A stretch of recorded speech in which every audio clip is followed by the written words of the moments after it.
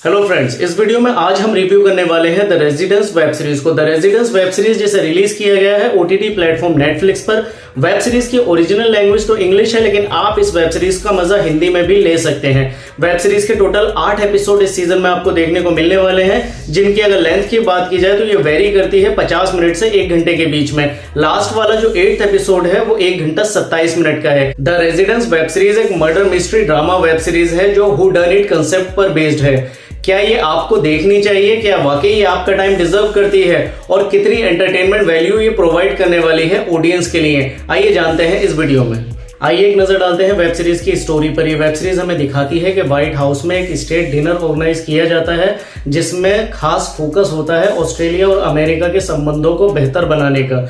Australian delegates उसमें आए होते हैं, जिसमें स्पेशल फोकस होता है ऑस्ट्रेलियन प्राइम मिनिस्टर रूस और ऑस्ट्रेलियन फॉरेन मिनिस्टर पर। लेकिन हालात तब बिगड़ जाते हैं जब उस स्टेट डिनर में ही एक मर्डर हो जाता है, और वो मर्डर किसी और का नहीं बल्कि व्हाइट हाउस के चीफ अशर का मर्डर होता है। किसने ये मर्डर किया है, क्या है इस मर्डर के पीछे की गुत्थी, ये सॉल्व करने के लिए डिटेक्टिव कब को बुलाया जाता है। क्या डिटेक्टिव कब इस गुत्थी को सुलझा पाती है? कौन है आखिर खूनी और ये खून क्यों हुआ है? इन्हीं सारे सवालों के जवाब देते हुए नजर आती है द रेजिडेंस वेब सीरीज। तो ये तो थी द रेजिडेंस वेब सीरीज की स्टोरी काफी सिंपल है। हमें पहले ही एपिसोड में ये दिखाया जाता है कि एक मर्डर हुआ है, और फिर सारी वेब सीरीज में सिर्फ उस मर्डर की इन्वेस्टिगेशन चलती रहती है। और लास्ट एपिसोड में, जो कि 8th एपिसोड होता है, वहां जाकर हमें पता चलने वाला है कि ये मर्डर आखिर किसने किया है और क्यों किया है। वेब सीरीज का सबसे बड़ा प्लस पॉइंट है इसकी प्रोडक्शन क्वालिटी। वेब सीरीज की प्रोडक्शन क्वालिटी वाकई जबरदस्त है। आपको फील होता है कि आप कुछ बढ़िया सा देख रहे हैं, लेकिन ये एहसास बहुत ज्यादा देर तक टिकता नहीं है। पहले ही एपिसोड में जो एक समा बनता है, दूसरे एपिसोड में लगता है कि काफी कुछ खींचा जा रहा है, और थर्ड एपिसोड आते आते ऑडियंस का जो कनेक्शन होता है वो बिल्कुल भी रहता नहीं है। ऑडियंस इस वेब सीरीज में कनेक्ट या इन्वेस्ट हो ही नहीं पाएंगे। मर्डर की इन्वेस्टिगेशन कर रही डिटेक्टिव कॉर्डेलिया कप का जो तरीका होता है वो थोड़ा अलग सा होता है, अतरंगी सा होता है, जो शुरू में तो थोड़ा दिलचस्प लगता है, लेकिन जैसे ही वेब सीरीज आप देखते रहते हैं और थर्ड एपिसोड तक ये वेब सीरीज जाती है, उनका तरीका बहुत ही ज्यादा उबाऊ लगने लगता है, और ऐसा लगता है कि आखिर ये करना क्या चाह रही हैं, ये कर क्या रही हैं। जो चीजें पहले दिलचस्प लग रही होती हैं वो अब बहुत ही ज्यादा बोर करने लगती हैं। मेकर्स ने हर एक चीज को बहुत ज्यादा खींचने की कोशिश की है। काफी ज्यादा कैरेक्टर्स इसमें दिखाए जाते हैं, लेकिन कोई भी कैरेक्टर उतना ज्यादा इंपैक्टफुल नहीं होता है कि ऑडियंस उसके साथ कनेक्ट या रिलेट कर पाए। और थर्ड एपिसोड के बाद ये वेब सीरीज देख पाना बहुत ही मुश्किल है। शायद ही कोई इस तरीके का ऑडियंस होगा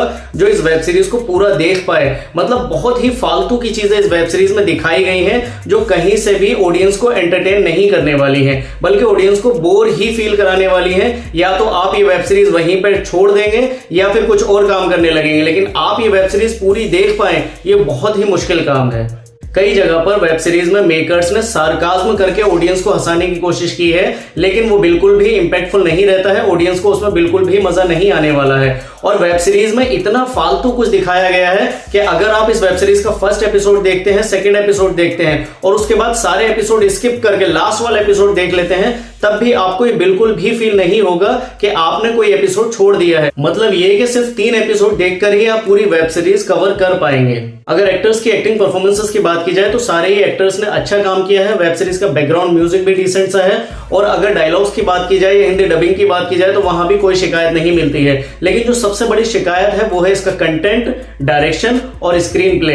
इन सारे ही पैरामीटर्स पर वेब सीरीज बहुत ही ज्यादा निराश करने वाली है, और ऑडियंस इस वेब सीरीज को पूरे तरीके से स्किप या अवॉइड कर सकते हैं। फाइनली मैं यही कहूंगा कि इस वीक आप कुछ भी देख सकते हैं, लेकिन ये वेब सीरीज आपके टाइम को बिल्कुल भी डिजर्व नहीं करती है। वेब सीरीज के लिए मेरी रेटिंग होने वाली है 2 out of 5। ये था मेरा review the residence web series को लेकर। रिव्यू आपको कैसा लगा आप कमेंट करके बता सकते हैं, या अगर आप बाई चांस ये वेब सीरीज देख चुके हैं तो वेब सीरीज आपको कैसी लगी आप कमेंट करके बता सकते हैं। मिलता हूं आपसे अपने अगले रिव्यू में, तब तक अपना ख्याल रखें, बाय।